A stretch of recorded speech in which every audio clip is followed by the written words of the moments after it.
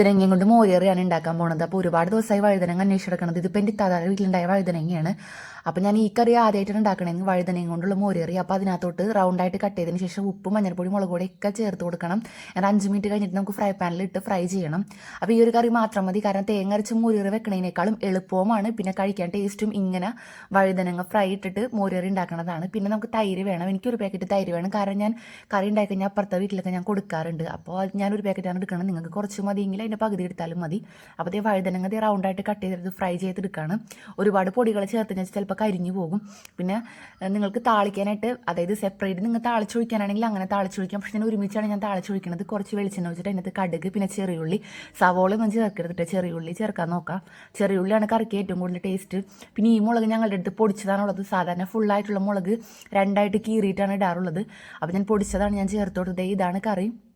അപ്പോൾ അത്യാവശ്യം ടേസ്റ്റൊക്കെ ഉണ്ട്. മോരിൻ്റെയൊക്കെ ഒരു പുളിയും കാര്യങ്ങളൊക്കെ ഉണ്ട്. പിന്നെ ഈ വഴുതനങ്ങ ഫ്രൈ ചെയ്തിട്ടതിൻ്റെ ടേസ്റ്റ് ഉണ്ട്. പിന്നെ ഈ ഒരു കറി മാത്രം മതി. പിന്നെ നമ്മൾ ഈ വഴുതനങ്ങ കട്ട് ചെയ്യുന്ന സമയത്ത് കുറച്ച് ഫ്രൈ ചെയ്തത് ചോറിൻ്റെ കൂടെ കഴിക്കാനായിട്ട് എടുത്ത് വെക്കണം, നല്ലതാണ്. അതായത് നമുക്ക് ഫിഷ് ഫ്രൈ ഒക്കെ കഴിക്കുന്ന പോലെ നമുക്ക് കഴിക്കാൻ പറ്റും. വഴുതനങ്ങ ഫ്രൈക്ക് നല്ല ടേസ്റ്റ് അല്ലേ വഴുതനങ്ങ. പിന്നെ അതേപോലെ തന്നെ പാവയ്ക്ക ഫ്രൈ ചെയ്തതിനൊക്കെ നല്ല ടേസ്റ്റ് അല്ലേ. അപ്പോൾ ഞാനപ്പോൾ വഴുതനങ്ങ കുറച്ച് ഫ്രൈ ചെയ്തത് മാറ്റി വെച്ചിട്ടുണ്ട്. ഇതിപ്പോൾ കറിക്ക് മാത്രം കുറച്ച് ഞാൻ ചേർത്തിട്ടുള്ളൂ, പകുതി മാത്രമേ ഞാൻ ചേർത്തിട്ടുള്ളൂ.